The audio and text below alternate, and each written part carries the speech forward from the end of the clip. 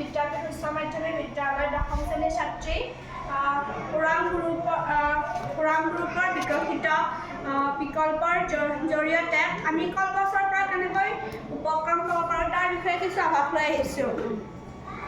আমি কলগছ ৰোৱাৰ পিছত সেই কলগছজোপাৰ পৰা ৰৈ যোৱা কিছু অংশ কাটি আমি সেই অংশখিনি খাৰলৈ ৰূপান্তৰিত কৰিব পাৰোঁ আৰু সেই সৰু সৰু টুকুৰা কৰি সেই কলগছখিনি আমি খাৰলৈ ৰূপান্তৰিত কৰিব পাৰোঁ।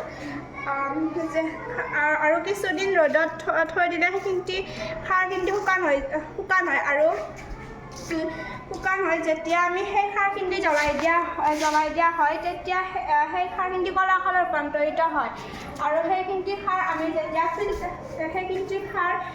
যেতিয়া ফিল্টাৰ পানীৰ লগত মিহলি কৰা হয় তেতিয়া আমি সেই খাৰখিনিৰ পৰা বহুতো উপক্ৰম পাব পাৰোঁ।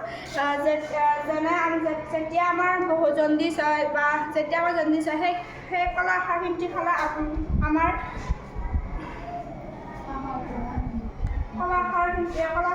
আমাৰ ভাল হয়। আৰু যেতিয়া পথাৰত ধান কাটিবলৈ যোৱা হয় তেতিয়াও মানুহে কলাখাৰ ব্যৱহাৰ কৰা আমি গাঁৱলীয়া পৰিৱেশত প্ৰায় দেখিছোঁ। আৰু যেতিয়া আমাৰ মাত ভাঙে তেতিয়াও আমি কলাখাৰ ব্যৱহাৰ কৰা দেখিছোঁ। এনেকৈ আমি কলাখাৰৰ পৰা বহুতো উপক্ৰম পাব পাৰোঁ। ধন্যবাদ।